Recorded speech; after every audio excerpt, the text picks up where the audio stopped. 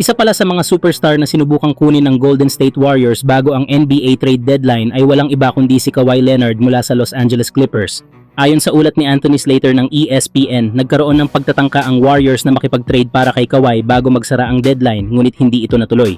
Gayunpaman, hindi pa rin nawawala sa radar ng Golden State ang two-way superstar at posible pa rin itong maging target ng koponan pagdating ng off-season. Sa kasalukuyang season, patuloy na ipinapakita ni Kawhi Leonard kung bakit isa siya sa pinakarespetadong two-way players sa NBA. Nag-average siya ng humigit kumulang 24 na puntos, 6 na rebounds at 3 assists kada laro, habang kilala rin sa matinding depensa at pagiging clutch sa malalaking laban. 2 beses na ring naging NBA champion si Kawhi at kilala bilang isang player na kayang magbuhat ng koponan sa playoffs. Ito rin ang dahilan kung bakit gustong-gusto siyang makuha ng Warriors. Kung maisasama siya sa core ng koponan kasama si Stephen Curry, lalo pang lalakas ang tsansa ng Golden State na makabalik sa championship contention.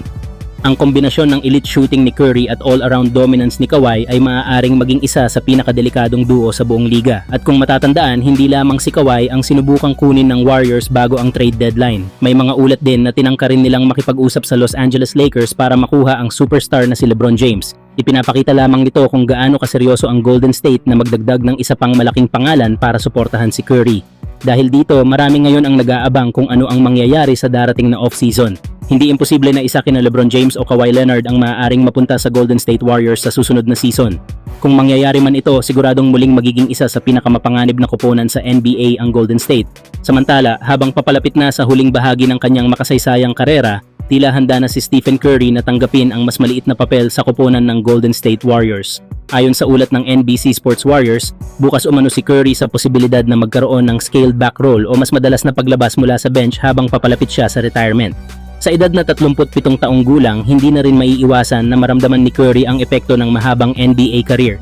Sa mga nagdaang season, ilang beses na rin siyang nakaranas ng iba't ibang injury at pagod sa katawan, dahilan kung bakit may mga laro na hindi siya nakakalaro o kinakailangang limitahan ang kanyang minuto sa court. Sa kabila nito, nananatili pa rin siyang isa sa pinakamahalagang leader ng Warriors. Ngunit ayon sa mga ulat, tila handa na si Curry na magpaka-selfless at magbigay ng mas malaking pagkakataon sa mga mas batang manlalaro ng Golden State. Para kay Curry, hindi na lamang personal na stats o pagiging pangunahing scorer ang mahalaga. Mas pinapahalagahan na niya ngayon ang longevity ng kanyang karera at ang tagumpay ng koponan. Kung mangyayari man ito sa mga susunod na season, magiging kakaiba man para sa mga fans na makita si Curry na nagmumula sa bench, ngunit malinaw na ito ay bahagi ng kanyang pagbibigay daan sa susunod na henerasyon ng Warriors. Sa ngayon, patuloy pa ring sinusubukan ni Stephen Curry na pangunahan ang Golden State Warriors habang unti-unti niyang hinahanda ang sarili sa susunod na yugto ng kanyang legendary NBA career. Samantala, mukhang mas lalo pang nagiging delikado ang Los Angeles Lakers kahit wala ang kanilang superstar na si LeBron James.